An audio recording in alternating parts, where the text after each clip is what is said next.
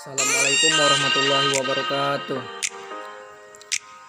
Perkenalkan, nama saya Supardi dari kelas 2D Prodi Perbankan Syariah. Kali ini saya akan memenuhi tugas kuliah UAS Filsafat Ekonomi Islam. Kali ini saya akan membahas tentang pengertian harta. Menurut bahasa Kamus Lisapul Arab karya Ibnu Manzur bahwa mal harta berasal dari kata kerja mawala, multa, tumalu, multa jadi mal, dapat didefinisikan sebagai sesuatu yang dimiliki berkarya Ibnu Athir. Pada dasarnya, al-mal ialah barang milik hak seperti emas atau perak, tetapi kemudian mal itu dipakai untuk semua jenis benda yang bisa dikonsumsi dan dimiliki. Dalam Mukhtar Al-Qamus, kata al-mal berarti apa saja yang dimiliki. Selanjutnya, pengertian harta dalam Al-Quran dijadikan indah dalam pandangan manusia kecintaan kepada apa-apa yang diingini, yaitu wanita-wanita, anak-anak, harta yang banyak di jenis emas, perak, kuda pilihan, binatang-binatang ternak, dan sawah ladang. Itulah kesenah hidup di dunia dan diisi Allah, tempat kembali yang balik, surga. Quran Surat Ali Imran ayat ketiga. Jadi, secara umum dapat dikatakan bahwa harta dalam pandangan Al-Quran adalah segala sesuatu yang disenangi manusia seperti emas, perak, dan kuda pilihan. Selanjutnya, pengertian harta menurut Al-Sunnah. Rasulullah Shallallahu Alaihi Wasallam bersabda, sebaik-baiknya harta ialah berada pada orang soleh. Hadis riwayat Bukhari dan Muslim. Dari hadis ini dapat diketahui bahwa mal dan harta milik pribadi menjadi nikmat bila digunakan untuk kebaikan, semisal dengan kebaikan orang soleh yang menggunakan harta tersebut. Namun demikian, keberadaan harta bukan menjadi tujuan hidup. Karenanya, pemilik harta diharapkan tidak lupa mengabdi kepada Allah. Pengertian kepemilikan. Al-Makiyah berasal dari kata al-mulk. Bentuknya dari kata malaka, ya maliku, maafkan.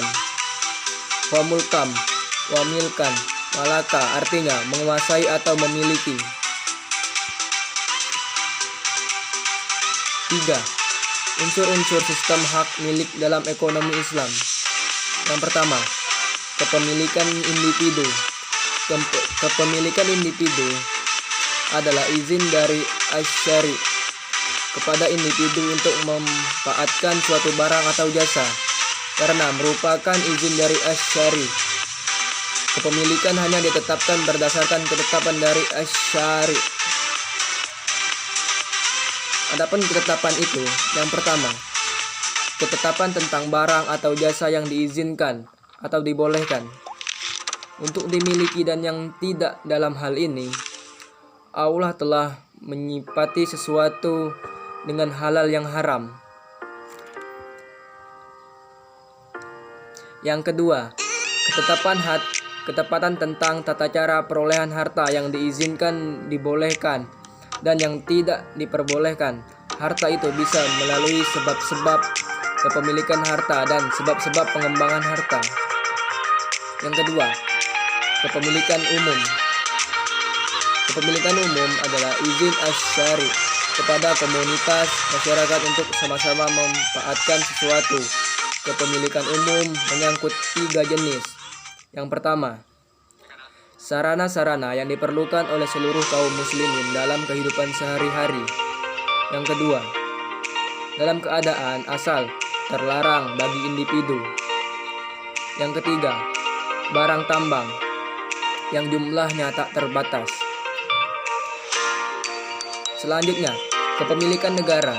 Kepemilikan negara adalah harta yang ditetapkan Allah menjadi hak seluruh kaum muslim Wewenang pengelolaannya diserahkan kepada khalifah sesuai dengan pandangan.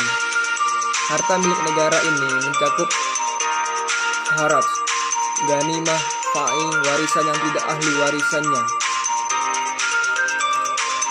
Yang keempat, sebab-sebab kepemilikan dalam Islam.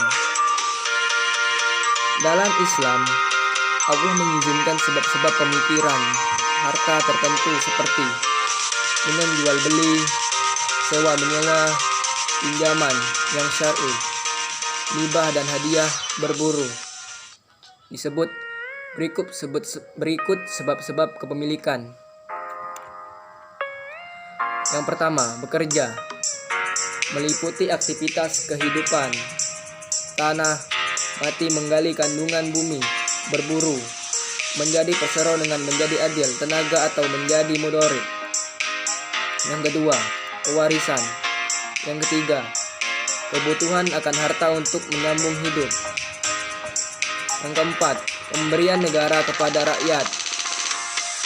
Yang terakhir, perolehan seseorang atas harta tanpa mengeluarkan harta atau tenaga. Sebab kepemilikan yang kelima ini meliputi harta yang diperoleh karena hubungan pribadi seperti hibah dan hadiah atau wasiat. Itu saja yang bisa saya sampaikan. Bila ada salah kata saya mohon maaf. Pada Allah saya mohon ampun. Wabillahi taufiq wal hidayah. Wassalamualaikum warahmatullahi wabarakatuh.